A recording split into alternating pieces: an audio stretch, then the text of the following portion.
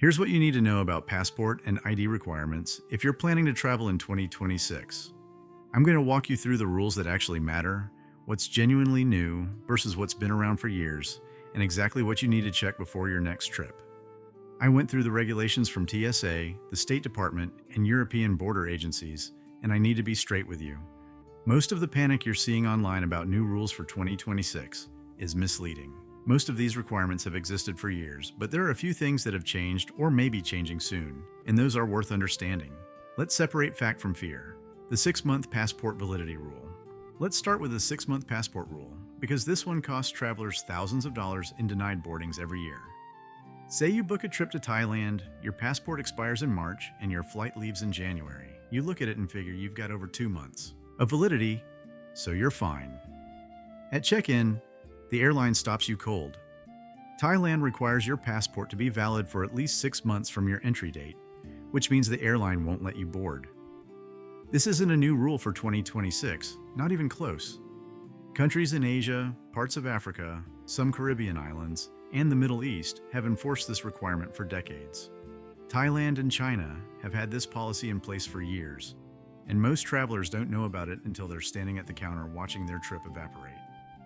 Open your passport right now and look at the expiration date. Add 6 months to both your entry date and your return date for any international trip you're planning. And if your passport expires anywhere in that window, you need to renew it before you go.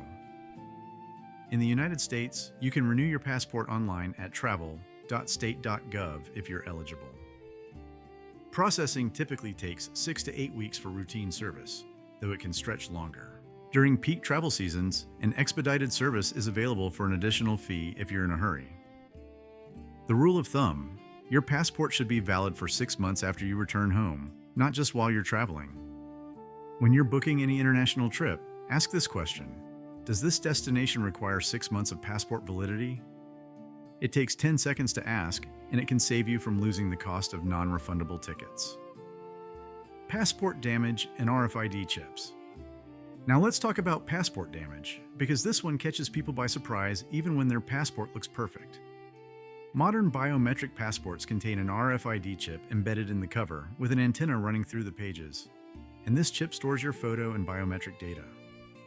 When you go through automated border control gates, the system reads this chip to verify your identity. Physical damage can make that chip unreadable even when the passport looks fine on the outside. Folding your passport, carrying it in your back pocket, water damage, or just general wear over the years can crack the antenna or damage the chip without leaving visible marks. When you arrive at the airport and the chip won't scan, the system treats your passport as damaged. You'll need manual processing, which means delays and sometimes longer lines, and in some cases, immigration officers can refuse to accept a damaged passport entirely, even if it hasn't expired yet. This isn't a new policy for 2026, not by a long shot. Immigration authorities have always been able to reject damaged passports, but what's changed over the years is that more countries rely on automated e-gates that depend on that chip working perfectly. Never fold or roll your passport, and don't carry it in your back pocket where it can bend every time you sit down. Keep it flat in a wallet, document pouch, or hard shell holder, and check it regularly for signs of damage like worn pages, water stains, peeling plastic, or a faded photo. If your photo looks very different from how you look now, consider renewing early to avoid questions at the border. If you're at the counter and the chip fails, here's what to say: I'd like to request manual processing while I arrange to replace this passport after this trip. Stay calm and professional, because arguing won't fix the chip. Real ID for domestic flights. Let's talk about Real ID, because the enforcement timeline has been confusing for years and most people still don't understand what it means. The Real ID Act was passed by Congress in 2005, creating security standards for state-issued driver's licenses and ID cards. The implementation deadline has been delayed repeatedly over the years, and as of my last verified information, the final enforcement deadline was set for May 7, 2025. Here's what Real ID means for you when you're taking a domestic flight within the United States. You need either a Real ID compliant license or another acceptable form of identification to get through. TSA security. Check your driver's license right now and look at the upper right corner. If there's a gold or black star, that license is Real ID compliant, But if there's no star, that license may not be accepted for domestic flights, depending on whether the May 2025 deadline was enforced or delayed again. When your license isn't Real ID compliant, you have options that work just fine. You can use your passport or passport card for domestic flights. DHS trusted traveler cards like Global Entry, Nexus, or Sentry, a military ID, or a permanent resident card. Here's my recommendation for anyone who flies even once or twice a year. Use your passport as your main ID for flying, even on domestic trips. TSA accepts it everywhere without question, and you don't have to worry about whether your state has caught up with Real ID requirements or not. This isn't about age or being a senior, because this affects travelers of all ages equally. But if you don't fly often and don't follow TSA updates closely, it's easy to miss these changes until you're standing at security, wondering why your license isn't good enough anymore. European Entry/Exit System. Now let's talk about Europe. Because the European Union has been working on a new border control system called the Entry/Exit System, or EES, and the timeline has been murky at best. EES is designed to capture a face photo and 4 fingerprints, specifically your index fingers and thumbs from both hands, instead of stamping your passport. The system records your entry and exit dates, the border crossing location, and stores this data for 3 years. The EES system was announced years ago with multiple delayed launch dates, and as of January 2025, it was expected to launch sometime in 2025, but the exact operational date has been uncertain and subject to more delays.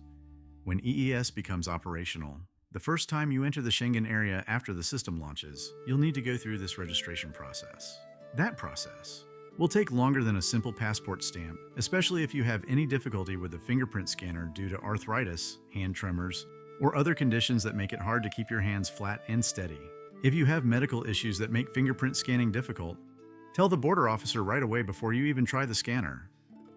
They have procedures for medical accommodations built into the system, but they only use them if you speak up and explain the situation. Once you're registered in the system the first time, future entries should be faster because your information is already in the database and won't need to be captured again. My advice, if you're planning European travel, build in extra time at the airport for border processing, maybe 30 minutes more than you used to budget. If you're connecting through a European airport, allow at least 90 minutes between flights instead of cutting it tight with a 45 or 60-minute layover that leaves no room for delays. European Travel Information and Authorization System. Related to that is ETIAS, which stands for the European Travel Information and Authorization System, and this one works differently than the biometric system we just talked about.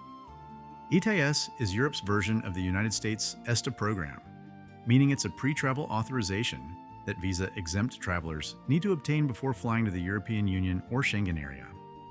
You apply online, pay a fee of approximately €7 based on the last information available, and if approved, the authorization is valid for 3 years or until your passport expires, whichever comes first.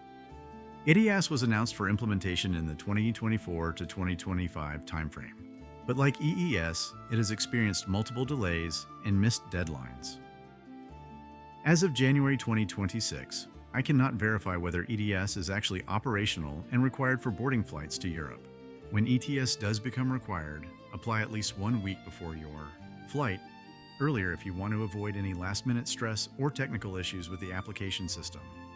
Use the official EU website for the application, not third-party sites that charge extra fees, and most approvals happen quickly, but some can take up to 4 days.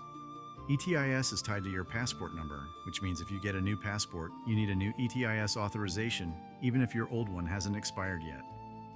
Once approved, print the confirmation so it's easy to read, save a copy on your phone, and email it to yourself in case your phone goes missing or dies. Think of ETIAS like TSA PreCheck for Europe. You apply once, use it for multiple trips over 3 years, but it's connected to your specific passport number and expires when that passport expires. Digital IDs. Let's talk about digital IDs, because this is a newer development that can either help you or create problems depending on where you are. TSA has begun accepting digital driver's licenses stored in Apple Wallet or Google Wallet at select airports, but this is still a pilot program that's not available at all airports or all TSA checkpoints. Several states have launched or piloted digital ID programs, including Arizona, Colorado, Georgia, and Maryland, among others. And the rollout is happening state by state with no consistent timeline.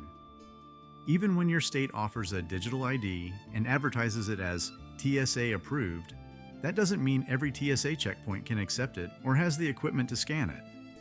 Show up with only your digital ID, and if the scanner at that particular checkpoint can't read it, you're stuck without a backup. Always carry your physical ID, either your driver's license or your passport, even if you have a digital version loaded on your phone. Treat the digital ID as a backup option, not a replacement for the real thing. When you do use a digital ID, make sure your phone is charged and your screen brightness is high enough for the scanner to read it before you reach the TSA checkpoint. One dead battery, one scanner glitch, or one checkpoint that doesn't have the right equipment is all it takes if you don't have the physical card with you, and that's how a convenient shortcut turns into a missed flight. Liquid medications through security. Now let's talk about liquid medications, because this is one area where TSA's rules are often misunderstood and cost people their medication. TSA's standard rule is that liquids in carry-on bags must be 3.4 ounces or 100 milliliters or less. But there's an exemption for medically necessary liquids that most travelers don't know how to use properly. Prescription liquids, non-prescription medications in liquid form, or liquid supplements that are medically necessary and over 3.4 ounces are allowed through security under this exemption. The exemption only works smoothly when you declare these items at the checkpoint and allow them to be screened, because if you leave liquid medications buried in your bag and the X-ray scanner flags them, an officer will pull them out and see a mystery bottle with no declaration and no documentation. The easiest decision for that officer is to confiscate the item and move on to the next passenger. Before you reach security, separate all liquid medications that are over 3.4 ounces and put them in a small, clear bag or pouch you can pull out quickly. As you approach the X-ray belt, tell the TSA officer clearly, "I have medically necessary liquids to declare," and they'll usually place the bag in a bin, possibly run a quick test on the liquid to verify it's safe, and you'll be done in about 30 seconds. Bring documentation when you can get it. A prescription label with your name, a doctor's note, or the original bottle showing your name and dosing instructions. This documentation isn't always required by the rules, but when you encounter a strict officer who wants to push back, that label protects you and ends the conversation.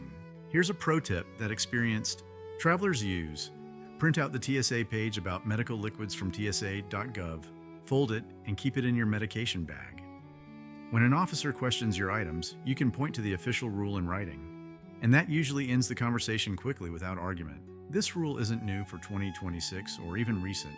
These TSA regulations have been in place for years, and the problem isn't that the rules changed, but that most people don't know about the medical exemption.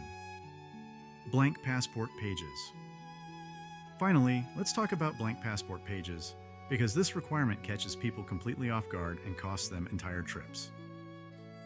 Many countries require a specific number of completely blank pages in your passport for entry stamps and visas, and the common requirement is 2 blank pages, often facing pages side by side. Some countries require 4 or more blank pages depending on the type of visa they're issuing. You can have years left before your passport expires, but if you don't have enough blank pages, the airline can refuse to board you at the gate. Your passport looks perfect, it's not damaged, it's nowhere near expiring, but you don't have enough empty space inside, and that's enough to lose thousands of dollars in non-refundable tickets right there at the counter. This hits people who keep the same passport for many years especially hard, because you collect stamps and visas over time without really counting how many pages you've used. Worn pages, half-used pages, or pages with just one small stamp often don't count as blank for immigration purposes, which means you might think you have more space than you actually do. The US State Department used to add extra pages to existing passports through a service they called page insertion, but they discontinued that in 2016.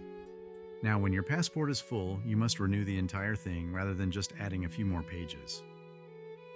Open your passport right now and count how many pages are totally blank with no stamps, no writing, nothing on them. Check if you have at least 2 blank pages in a row, side by side, and if you're under 4 blank pages total, start planning a renewal, especially if you've got a longer trip coming up with multiple stops that will each require a stamp. Don't forget to check passports for any family members traveling with you, especially children, because child passports only last 5 years and can fill up quickly when kids are traveling internationally with their families. When you get a new passport, take a photo of the first page and the last page so you have a reference. After each big trip, flip through and see how many pages you've used, and when the book is about halfway full, start working on renewal so you're not rushing at the last minute. When you're not comfortable with online forms, ask someone you trust to help you through the process. When you're booking international trips, ask this question every time.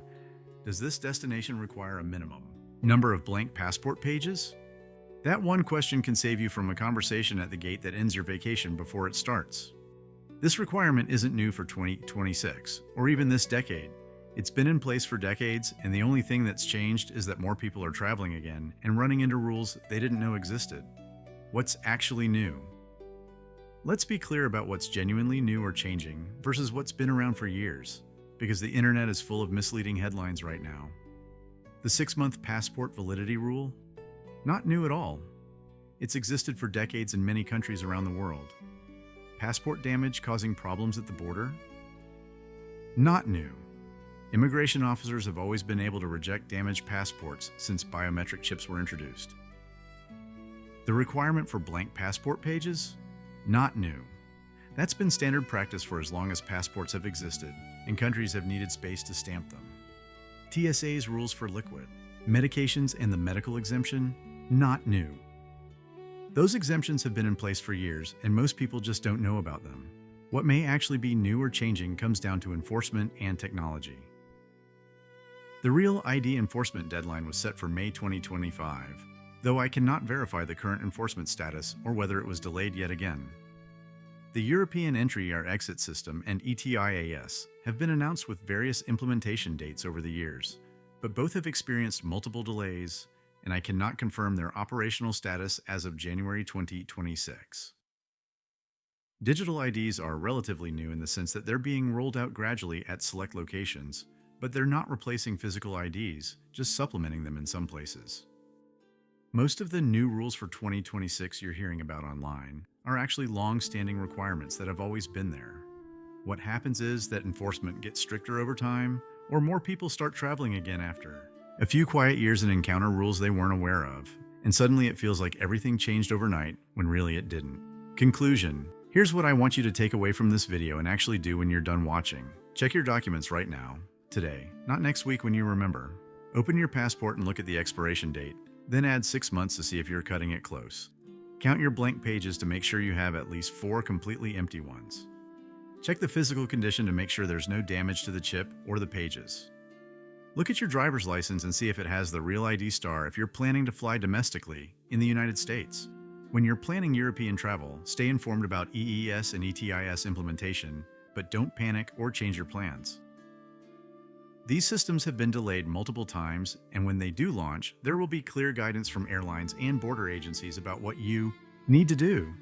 Always carry physical identification as your primary document, even if you have digital versions available on your phone, because technology fails at the worst possible times. For liquid medications over 3.4 ounces, separate them before security and declare them at the checkpoint with any documentation you have, and print that TSA page to keep with your medications. Give yourself time for everything, because that's the real key here. Don't wait until 2 weeks before a trip to discover your passport needs renewal, and don't assume everything is fine because you haven't traveled in a few years. Rules get enforced more strictly over time, and what used to slide through might not work anymore even when the rule itself hasn't changed. The goal here isn't to make you anxious about travel or convince you to stay home. The goal is to make sure you're prepared so you can actually enjoy your trip instead of dealing with problems at the airport that could have been avoided. Let me know in the comments which rule surprised you the most, or if you've encountered any of these issues at TSA or immigration. And if you're planning a trip in 2026, take 10 minutes after watching this to check your documents while everything is still fresh in your mind. Your future self at the airport will thank you for it.